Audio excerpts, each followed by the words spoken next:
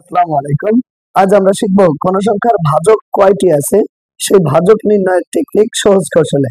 যেমন ৭২ এর মোট ভাজক আছে কতটি, এটা যদি আমরা নির্ণয় করতে চাই তাহলে আমরা ৭২ এর এই ভাজককে মানে ৭২ কে আমরা ভাগ করব সর্বনিম্ন কতটা মৌলিক সংখ্যা দ্বারা ভাগ করা যায়, অর্থাৎ ২ ২ ২ এবং ৩ গুণ ৩।